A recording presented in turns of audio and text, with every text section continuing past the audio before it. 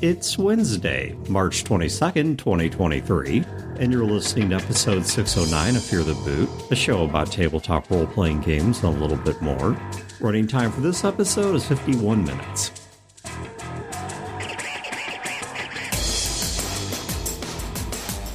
Welcome to Fear the Boot. My name is Dan. This is Mary. And this is Wayne. All right, two quick announcements, and then we're going to get into it. Announcement number one is the Kickstarter for Fear the Con is out there. It is live. It is going well, at least as of this recording. It's around the 60% mark, which I'm feeling pretty good about. I'd feel better if we were past the 100% and we started working towards those stretch goals, though. Yeah, get some wing night in there or do whatever we can do, but I'll put a link to that in the show notes, so if you're interested in backing that Kickstarter, coming out to join us for some gaming, whatever, I absolutely hope you will. And then the second one is I want to give another mention to a show that right now Wayne and Dot and Chris Hussey are doing, which is Bite-Sized Tales, which is a flash fiction podcast. Now, Wayne, the definition of flash fiction, we've typically used it one way, but I don't know it has a hard and fast definition. Yeah, it is. The actual word count does vary, but flash fiction should be around 1,000 words. Yes, it's typically 1,000 words or fewer, but I don't know that that's like fixed into the definition of the word the way that, say, well, this fad isn't really around much, or at least I don't hear much about it. Like a drabble had to be exactly 100 words, right, and that was the definition. I don't know that flash fiction does. So that's the length you guys are going with. Yeah, we consider flash fiction to be anywhere between 1 and 2,000 words. So we aim for that range. So out of curiosity, about how long does an episode of the show go? The story itself will be anywhere from 5 to 8 minutes. Okay. An episode will be a little bit longer than that. Brief intro, author's notes, music, production thrown into it, as well as, of course, the outro. Some episodes, though, like our first episode, we had a story from each of us on there. Yeah. That one was like 24 minutes because it had 3 stories on it. And that will be something we do occasionally. A regular episode is 1 story, but for special occasions, we do put together the batches that will have stories from all of us that are to the same theme. Okay. But either way, eminently listenable in short doses if you're looking for short fiction or... Our pitch is, this is something you can listen to over our lunch break. Yeah. It's a short lunch break.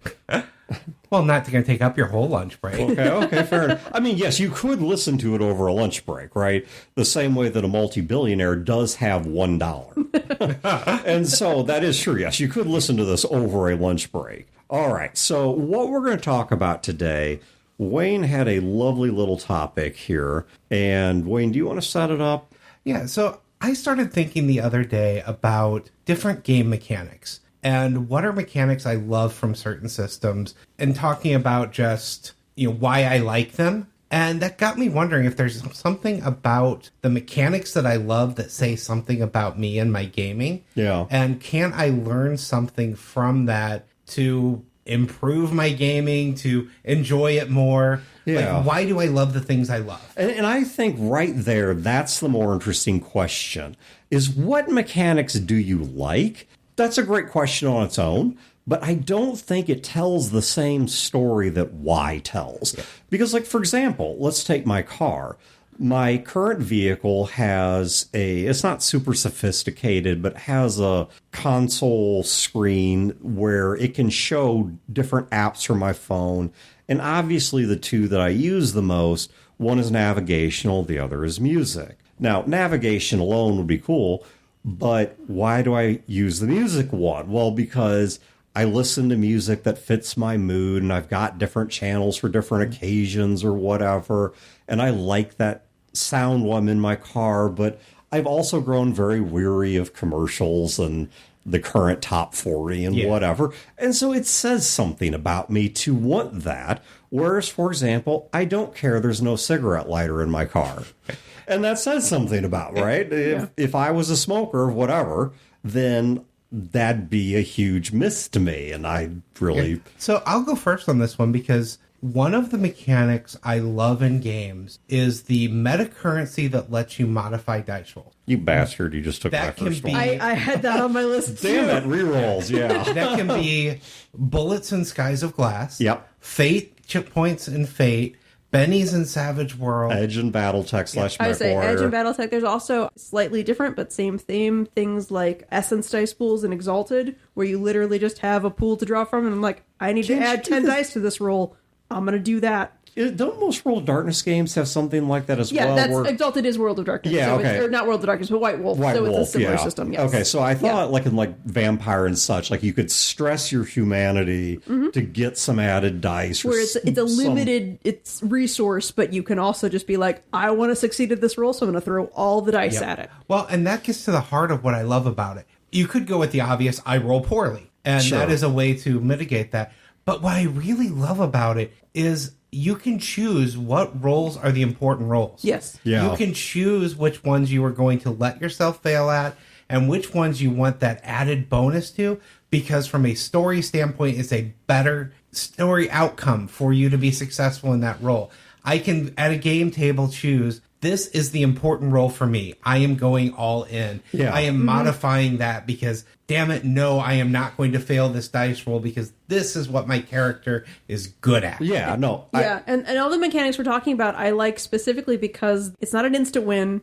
It's not I'm just going to add 5 to this roll. It's I'm giving myself a better chance, but there's still a chance of failure. Yeah, I can go through my entire stack of bennies and still fail. Yep. I can spend a benny and critically fail and can't spend another one. Right. You know, same thing with the bullets. I can throw the bullets at it, and now I have no bullets for the next thing. Right. Yeah, I absolutely agree. And for the same 2 reasons you stated, that one, it allows me to try and fix something that was really important to me, but tied into that is a budget. That every time I do this, I am having to make the decision of, does this fit within my budget? I've got this fixed economy to spend, and I have to decide, do I care about this enough, or do I believe something else is coming up? That's the big one. Do I do this now?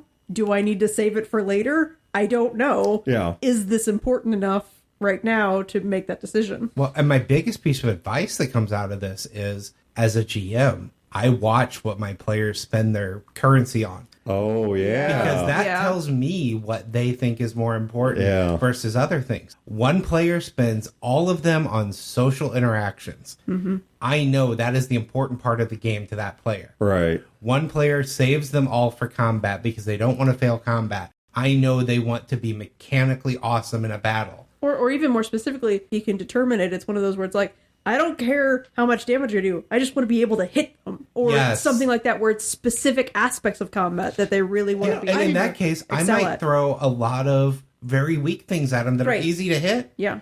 Because it's more important to them that they're hitting every time, not that they're doing big damage. Yeah, and when there's another thought in there I would add of, it's not just watching when they do it, but listen to the things that people say. Because when they go to re-roll it, they will talk aloud, sometimes just spitballing of, I really want to hit this guy because he really pissed me off by doing this, or whatever the case is. Or conversely, the table conversation that happens of, wow, Wayne, you just lost that large laser in your left arm. Maybe you should edge that location roll or something. But then it'd be like, no, because there's something much bigger. Like, I've got exposed ammo in my right torso. I'm saving that edge for if that ammo gets hit, or I'm saving that to make sure that when I have to make the piloting check to pick up the cargo, that I've got all of my edge there to keep re-rolling against that so we can get it and get out of here. And so there's both an individual conversation and also a table level conversation. Yeah, if you look at the AP of Skies of Glass, Chad never spent his bullets unless it was to buy down consequences. Yeah. The one thing he cared about more than anything else was never having a character die in Skies of Glass. Yeah. And we were able to tell that not just because he told us. We could tell it by how he spent his meta currency. He saved all of it. Didn't use any of it in role play. Yeah. Didn't use any of it for anything other than making sure his character did not die. because he is not a person that wanted to create a new character. He wanted to play that one through. Yeah. That told us a lot about his play style in that game. Mm-hmm. Okay, well, Wayne, since you were a bastard and took something from both Mary and on your first shot, I'm going to go next before you take my... Well, you probably won't take this one. This is a big one to me. I want a skill check, and this is true in all of the games I write as well, so you'll notice this. But I want skill checks to also include the attribute, and vice versa. I want attribute checks to typically involve a skill, because of the fact that I feel like they ought to have an organic relationship. That someone who is clumsy and uncoordinated, no matter how much they practice, no matter how on paper they ought to be good at something, doesn't mean they can actually throw a knife and put it in the bullseye of a target or whatever, because of the fact that they're a clumsy individual. And so I like to look at a character as attributes are the raw potential of a person, whereas skills are the refined abilities of a person.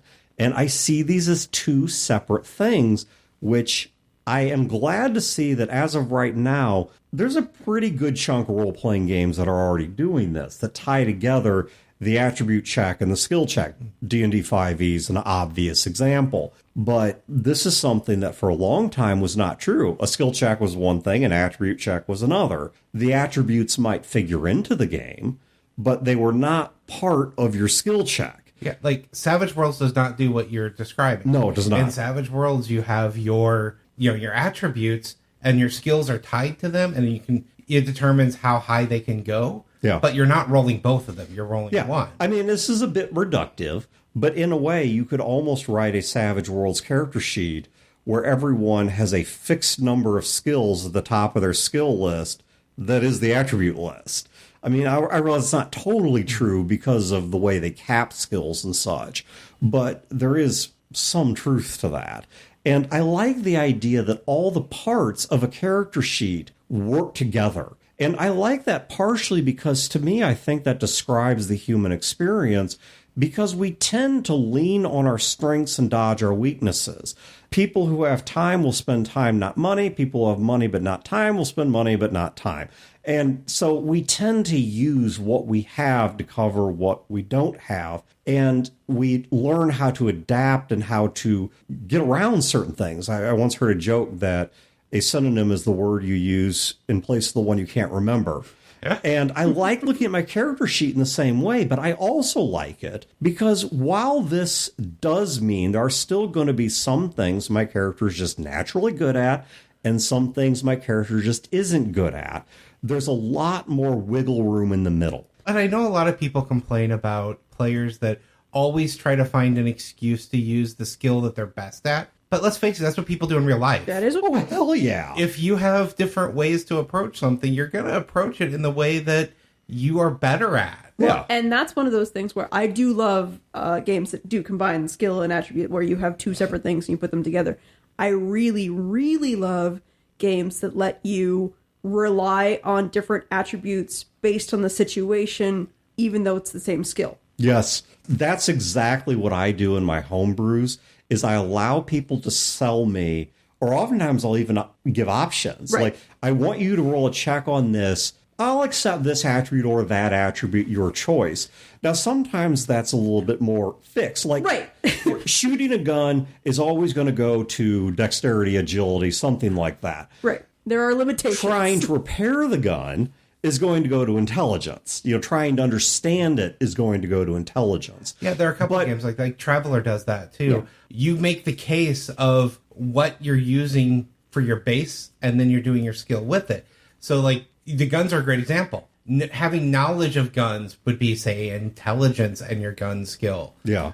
Being able to actually shoot would be like agility and your gun skill. Unless you're a Marine who has broken apart this gun and put it back together so many times that it's no longer intelligent. It is now reflexive, and it's you're relying on a different skill. Like, you can make arguments for a lot of things, exactly. And that's the fun part from both sides, from a GM perspective and from a player's perspective, to allow, again, somebody to do something that they might not have the raw potential in one area for, but to have that argument to be like, I'm going to try it this way and think my way around this instead of brute forcing it. That's one I didn't think about until you brought it up. I love that in games where you do have that ability to make that stat versus skill and pick the stat that makes more sense. It can also become a negotiation between player and GM. Like, yeah, I want to do it this way. And it's like, I don't see how you're going to do that. And they're like, here's the argument. Yeah. And, you know. And I know that sometimes that does give an advantage to overly clever players. Yes. Yeah. Yes. But having said that, I think the freedom to do it is worth that potential abuse, because the abuse is relatively minor compared to its benefit, particularly assuming the players are not combative in nature. Right. And if they are, you get a different group. Well, right. And particularly if the GM has final say, where it's just like, no, you can't try that. And that, again, doesn't happen arbitrarily, but it's one of those where, like, you keep trying to work your way around this, and it's just not possible. I'm going to go next, and I'm going to take one that I'm pretty sure we all agree on. Go ahead and take it off the table, but I am a huge fan of life path character creation. You bogarted Wayne.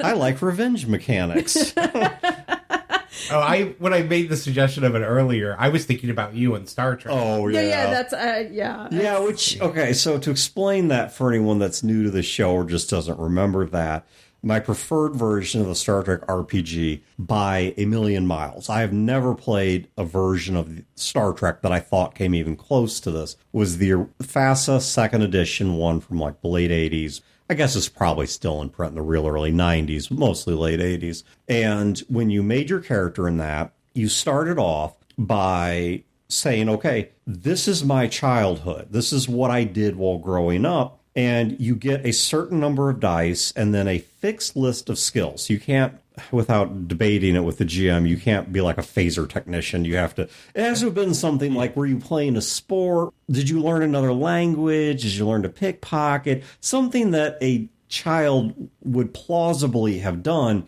And you now have to make some decisions about who you were. And then that then ties into, okay, so now you go into Starfleet general basic training, and you get a fixed set of skills because Starfleet assigned them. But then you have electives. Mm-hmm. And then as you come out of the electives, you go to your branch school, you might go to command school, and then you do your tours of duty. You have your cadet crews, you have your shakedown crews, and then you have your tours of duty that determine where were you, how well did it go, how long were you there, and as a result, when the game starts, how old are you? The Mech Warrior systems had similar life paths, especially with the tours of duty and stuff like that. You had an incident roll within, that tour of duty. Yeah. Did it go badly? Did you lose a limb?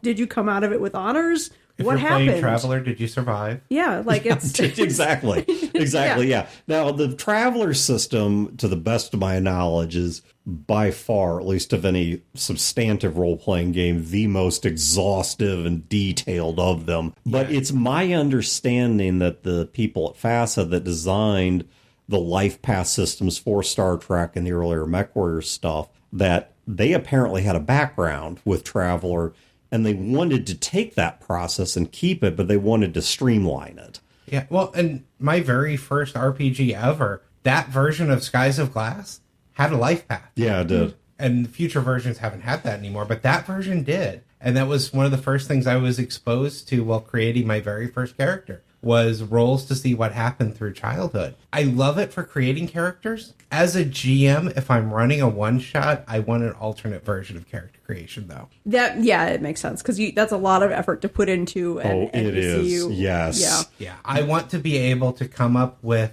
my one-shot scenario and my characters and build them. Right.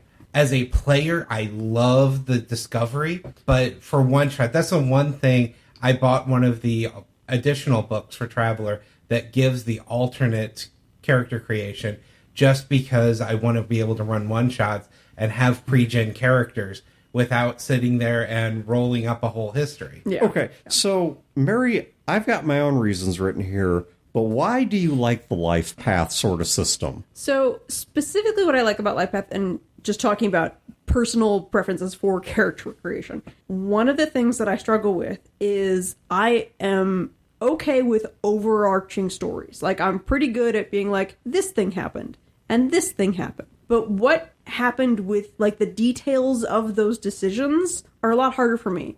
Like the actual, what does this mean on a skill level? What does this mean on a trauma level? Having those details be something that I can be like, I make the broad decisions, and then here's this set skills that I would have learned, and also here's this random chance of something happening, make for a much richer, more interesting background and a more fleshed out character when I'm done. Yeah, it makes you do things you wouldn't have chosen. Yes. And sometimes for me, I like that. Sometimes for other players, I like it because they're in ruts and they don't admit they're in ruts. Yes. And it forces people out of the rut. Yeah. I you know, what you guys are talking about, the points I had, they're a little more zoomed in, they're a little more specific, but they fit nicely under that sort of thesis you guys just stated of, number one, life doesn't always go your way. Yeah. The fact that you wanted to be the biggest, baddest barbarian in the world, or you really wanted to be a wizard, but you just didn't have what it took, or you went in and got kicked out, or something happened. The first time you tried to cast Burning Hands, you don't have You're a that couple of your dwarf in fingers. Dragon Age who wants to go to mage school even though you can't use magic because you're a dwarf. Yes, I can't remember the character's name. I don't either. Just but she ended up, I think, making runes. But yeah. So life doesn't go your way. The second thing I had in there is that it makes you develop your history in ways you may not have thought about. How many people would have written themselves going through different tours of duty, oftentimes in weird places? Like, you can get sent back to the academy in Star Trek as an instructor because they pulled you off a ship. Well, why? Is this because you were so good at your job they wanted you to teach somebody? Was it because you were bored and wanted a change of scenes? Did you have interpersonal conflict so they had to pull you out for some reason? Were you not getting along with your captain? There's any number of reasons here. Or did you suck so bad they just laterally demoted you? But then the third thing is it creates these beautiful organic moments. One example I have, once again going back to Star Trek, the last game of that I ran, the group was making their characters and they kept having elective dice come up and they didn't know what to do with them. And by coincidence, they noticed that they were all putting them into geology. And so they decided that they had all been, because they'd also decided that they wanted to all know each other.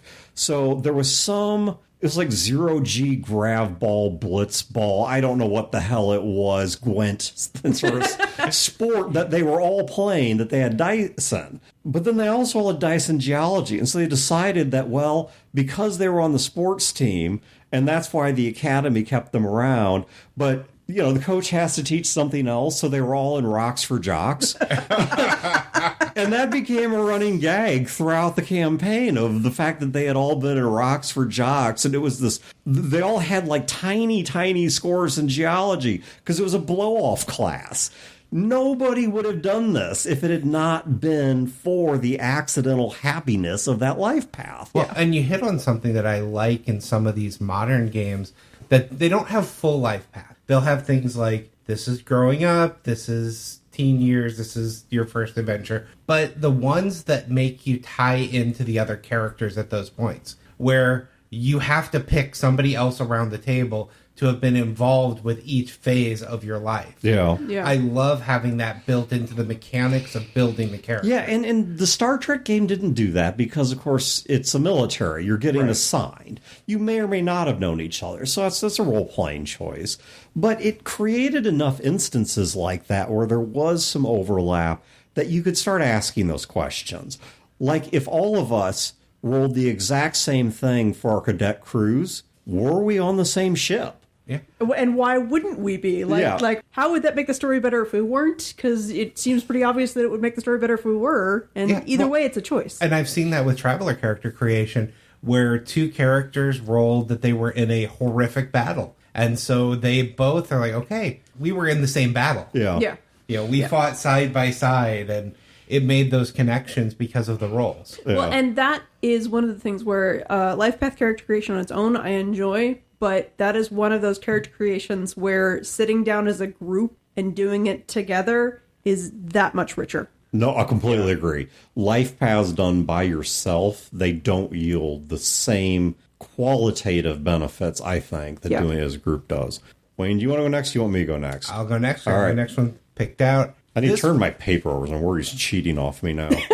Now, see, this one is like all of these others have been about building the character and how the characters interact and being able to choose what's important. This is purely a me thing. Okay. I have bought a lot of dice. They come in different sizes. I want to use all the different types of dice. God damn it. Okay. Yes. You guys know, or at least Wayne, you know, I think. Do you guys know what my personal crusade is? That it's not Skies of Glass, it's not Epoch of Rhyssos, but one of these days. The D30? It's the D... God bless. Yes. Yes. The D30. Bring back the D30. I own a few of them. I don't know if they still make them or not, to be honest. I have one. They do still make them. Okay, they do still make them. They're not common. They're really rare. Oh, but I lost damn it. mine in my divorce. Tell me that is not the most neglected die. Oh, they're brilliant. It's used for only one thing. You need a table, and it's got too many items for 20 and too few for 100. The last one I bought, it came in a package of, this dice really exists? Yeah. One of them was at the Yeah, exactly. That I want there to be more use of the D30. And it's also just so satisfying to roll, because not like a D100 where you can't read it, whatever it comes up on. Yeah, you're rolling a golf ball with 100. But a D30 can still be almost that big, but it's practical. Like, it doesn't roll forever. It has a side. It's going to give you a number. Yeah. And it's just satisfying to throw. Yeah, I get frustrated if I play too many games in a row that are strictly D6s or strictly D10s. Because, you know, basically you look at a lot of the Powered by the Apocalypse, you're either rolling D6s or D10s, and that's it. Well, and I want to use all the dice I've bought, but I've played a lot of early Shadowrun, and actually a lot of, like, tabletop Warhammer too. So I'm like, I have a lot of D6s, and there is something satisfying about throwing 36 D6. Oh, yeah. Yeah. So as long as I'm throwing a lot of the same kind of die, I'm okay. We'll take I played Champions once, and I rolled, I want to say it was 22 D6s all at once. Oh, yeah. And there was something super and satisfying, and it was just a lot of fun. Yes. But I like having, that wasn't the only thing I rolled in that game. I was rolling that for the damage, but I rolled something else to attack, and a different attack took different numbers. I have a variety. I want to use them all. And just limiting to one die type, I get why people do it, but it's even more frustrating when it's like, you only get to roll 2d6 for this whole game. You can't get, like, that's it. That's all. And what it tells me about me is I also have that same issue on character sheets. I hate having a list of skills and never using some of them. And so for me as a player, I have a lot of buttons. I want to press all of them. I want everything to matter. I want all of my dice types to matter. I want all of my skills to matter. I want all of my aspects to matter. And I don't like having something on my sheet that never gets touched and used. That is a purely mechanical and mind thing. I don't know how I would give advice to GMs about me as a player, but I know other people feel that same way. I said game selection's all I could give you. Yeah. Well, from a GM standpoint, if I know a player is like that and they want all of their skills to be used, for example, I will find reasons to call for skill rolls that don't get commonly used because I know that they have that on their sheet. You'll find the opportunity the one time that a geology roll is going to be the important roll. That's more game mastering advice than a rules comment, but I do agree with you that GMs, take a look at what your players have on their sheets and don't be like, wow, sucks you're a geologist in a game that there's nothing about geology. Now, if that was the group template that we're going to be in a gas giant this whole game, there are no rocks anywhere, okay, fine, that was their fault. But if it's plausible and they took it and you're just like, no, you never get to use it, that is a bit If a player bumped up their stealth and you never give them a chance to sneak, they cared about it enough to Wayne, so in Epoch of Rhyssos, I use D4 through D12. The only reason I don't go above D12 is because while they exist, the D14, 16, and 18 are so rare that there is not a good, readily available way of smoothing over the jump from D12 to D20. It's a huge jump. It's an 8-point jump. Everything up to that's a 2-point jump. But I suspect that's probably why Savage Worlds does the same thing.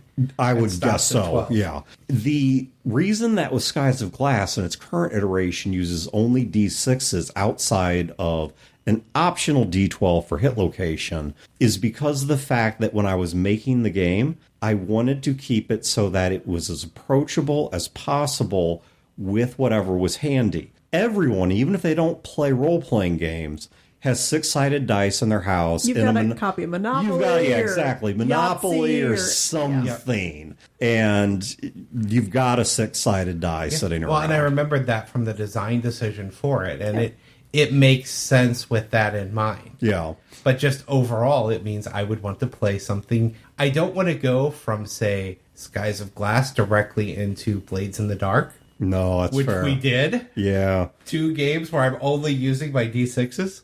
I'm going to go next, and the one that I'm going to give is I don't want it to be super detailed. Injury. Now, in at least older editions of Shadowrun and older editions of Savage Worlds, and I'm saying older because I don't know what goes on currently, it was real simple. You take a light wound, every die is at a -1 penalty, or every target number, whatever it was.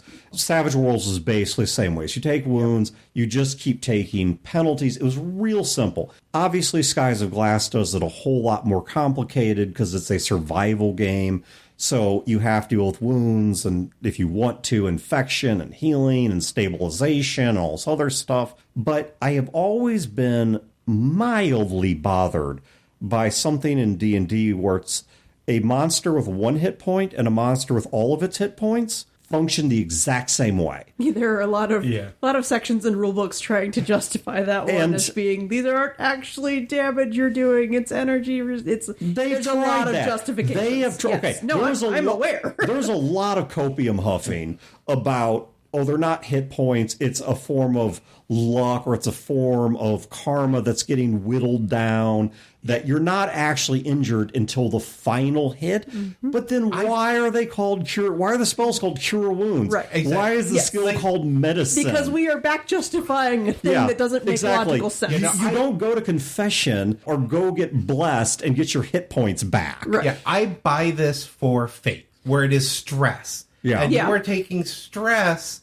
to avoid the actual injury. Yeah. In that case, I completely buy that. It's reasonable. Yeah, the D&D stuff, I don't buy it. But not when you have hit points. No, it's the difference between a heroic fantasy adventure and a more realistic system, but it does change the feel a great deal. And one of my preferences, and I don't know a lot of systems that do this, I can only think of right now Skies of Glass. I like having infect different things. Well, you get hit in the leg, your speed is affected, but you don't get a negative to your intelligence roll. Right, hit locations are a thing. Versus a lot of other games. Versus every die roll. Yes, every die roll is then affected, even if it makes no sense that particular skill would be affected. Yeah, I had BattleTech's the same way. Where, like, you have specific effects for hitting a specific area, and now you can't use that arm, and therefore you can't use that gun anymore. This mech's not dead, but it's so beat up, we can move on to something else. This is something I actually had to talk to my current D&D group about, because many of them are relatively new to the game or new to role-playing in general, was we'd like walk into a room, and there'd be like 6 bugbears. I'm like, well, I'm going to attack bugbear 1. Well, I'll fight bugbear 2. Well, it was stop. So what we have is 600 bugbears attacking at the same damage, same number of attacks. No, kill one. And in something like BattleTech or something like Skies of Glass or even Shadowrun, okay, beat it up a bit, and now somebody else is stressing you. You can leave that person alone or leave that mech alone and move on to something else for a little bit, because of the fact that you have not defeated it, but you have weakened it. And I think the one that drives me nuts even more than injury doesn't matter is, and I'm okay with this in certain situations, plot battles, certain enemies, but for 99% of encounters, and not a lot of games do this, this is more of a video game thing than a role-playing game thing. Why is a nearly dead enemy more powerful? Like, you have been chopping their limbs apart for the past half hour, and all of a sudden they go beast mode on you? Once again, I get it, sort of, because it creates a stress to the gameplay, but in a role-playing game in particular, it just... Fine, I get it. People go berserk, people panic because it's fight or flight. Well, like you said, it can make sense in situations. Yeah. If somebody knows they are going to die, they now no longer care about self-preservation. They're willing to do a wild attack. And yeah, and I'm blanking on the game, but I actually played a role-playing game that allowed you to do that, where you could exacerbate a wound. So you could ignore a wound, but then when the battle was over and you came out of that, you actually took more wounds. That's like you could say, okay, I got my leg hurt really bad, but I'm going to act like it wasn't hurt and just let the adrenaline go and keep running and keep fighting full power. But when that combat ends, because you ignored that injury rather than trying to let your body adjust to it, right? So no, you now take an additional injury. Right, you no longer have a sprained ankle; you have broken your ankle. Yeah, exactly, or radically inflamed the sprain, or something. It will to now that take effect. weeks to heal instead of days. Yeah, precisely. And I can't think what game that was. Yeah, I really like that. I do get frustrated on the games that basically you get more and more negatives as you get injured, because some of them make you feel like at that point you're completely ineffective. Yeah. Which is what we're saying we like against our enemies, but we don't like when we don't. I don't know. I think even amongst friends or on the player side, I still think it's kind of a good thing because it makes you rely on each other a bit. Yeah. It's like, okay, so-and-so's injured, cycle them to the back. Or in Battletech, so-and-so got the crap kicked out of their mech. I don't know. Maybe next time don't run straight up the middle by yourself with no cover. And or provoke the herd of wild Jenner, or, Yeah, precisely. Yeah. I'll look at my favorite game to poke, Blades in the Dark. If I have taken a wound, an injury, and now I'm operating at less effect, I don't feel like there's a point to me to even roll. Because I cannot do anything to add anything unless I get extra effect, which I can't do with that negative. Well, and there's certain ways that sometimes I like it, even if you've got dice pools, and I can't remember which way a lot of the World or White Wolf systems do, but one way you decrease dice pools, so you just roll fewer dice, but you're still aiming for the same target numbers, and another way wounds will increase your target numbers, so you have to roll higher on whatever you're rolling to do anything. And fewer dice doesn't bother me nearly as much as the target number increase. You know what's interesting about that, though, is with the right mix, the math is identical. Yes. The statistics of it, and I'd have to do some napkin math that I'm not going to stop the show to do, but if you had a certain number of D10s, removing X dice or raising the target number from Y to Z would have the same statistical effect, but there is that point, and it matters. Yeah. Of how does it feel to the player? Right. Well, this is one of the things I was talking about with some of the D&D stuff. One of the things that I raised against that, where I said, the people at WotC here that are making these decisions don't get gamers, is we're tactile pack rats. I mean, every gamer, or at least most gamers, own tons and tons and tons of books and resources and accessories that they rarely or never use. Why? Because it feels good to us. We like having it. We like stuff. And so in the same way, sometimes a rule is only right or wrong, not because of what it does mechanically, because of how it feels. Yeah. Do you feel better trying to roll for an 8 instead of a 7? Or do you feel better rolling a handful of dice as opposed to rolling a few dice? And, that matters. Yeah. Mary, you're up next. This one's going to be a little bit weird and maybe tied a little bit to Life Path, and this is very much a personal thing, but I super enjoy randomness, including to the point of character creation. So there are certain systems... So are you a method 1? No, not that extent. Yeah, I don't want to roll 3d6 down the line and then have to work with that. And then see what race and class you can be? Yeah, which is usually none of them. That's excessive. No, it's always fighter. Because they have no requirements. Right, it's nothing else. No, I'm a human fighter, again. Again, as always. No, but I do like systems. The one that I was thinking of specifically was, and I'm gonna forget who did the system, but Warhammer Fantasy, the first role-playing game, before Fantasy Flight got a hold of it and turned it into and you didn't have to, but you could roll randomly for your race, for what class you get, or they're not classes, but you know what I mean, character archetype. And sometimes that is one of the most entertaining things, because again, it gives you a character you wouldn't necessarily have built. It gives you a character you don't necessarily have to go with, but it's fun. Yeah, even D&D 5e has a few things in character creation that you can roll for. Your random item that you have on you. There's your trinket. It's just, Sometimes those are fun. You roll the trinket, you see what it is, and then you create the story behind it. Right, you work it into your character. And one of the things I like about specifically the Warhammer Fantasy RPG was there were things that were harder to roll. If you wanted to be a troll slayer, this iconic character in at least the novel lore, you had to roll like a 99 or 100 on a 100 or D percentile. And if you actually made that roll and got to be that character by the dice, it was really cool. Like, it's super memorable. So that's one of the things that I've always really liked. And I don't own those books anymore. But yes, I do remember that system specifically being you could literally roll a character start to finish. We did that with an entire character or entire game group once, and we literally rolled from start to finish everything you could possibly roll, and ended up with 3 characters named Rudiger because they were rolling randomly names as well. So you just ended up with 3 humans who happened to have the same name, and it's just like, well, now this is a story. So I've got one more, and then Wayne's got one more. My last one that I got on my list is something that Blades does, though Blades is not the only one that does it. There's a couple other games that do it, but Blades in the Dark, I think, is probably the most recent example I've played of this, where you are not just building your character. You are building something else. You have some other objective.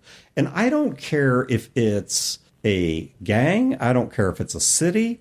I don't care if it's a Knoll tribe. I don't care if it's a project I'm working on of this huge Scorpio death cannon.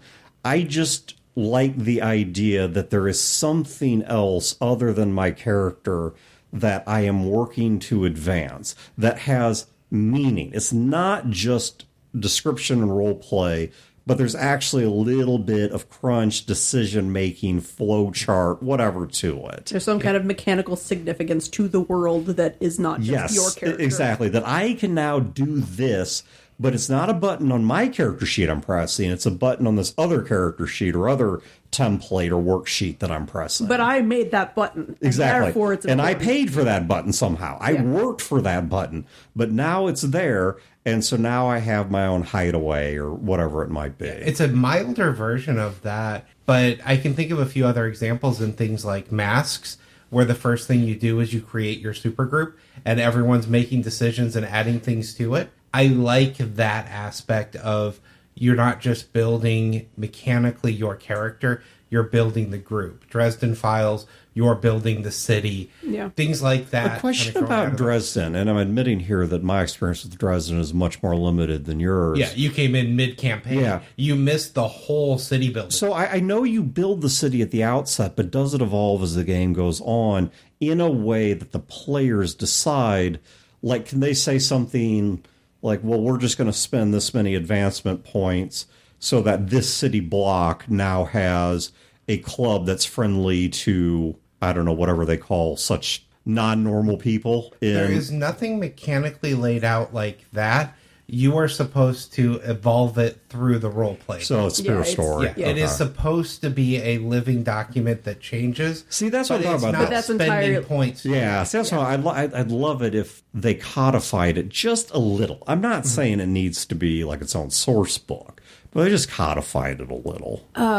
What's the other? I'm stuck in Warhammer tonight. I think Rogue Trader does a similar thing where you not only build your characters, but you build the ship that you're on, your actual trading ship. Like that is built as a part of character creation as a group. I love community building stories. I love games where you're building communities.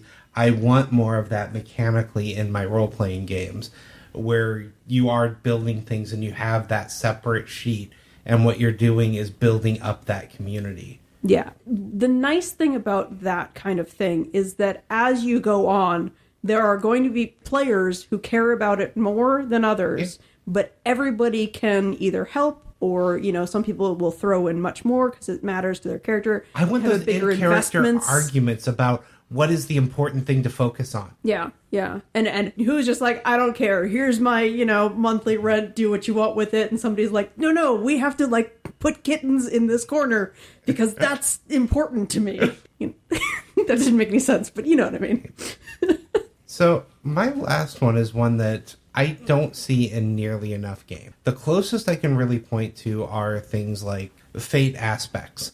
I like when characteristics of a character are used for good and negative. So, for example, let's say somebody is a runner. They're going to be fast. They're probably also going to have had a history of knee surgeries. Let's say somebody is intelligent. They may start overthinking things because of that and miss the obvious. Or there's any number of things. They say people that are intelligent are more likely to be depressed.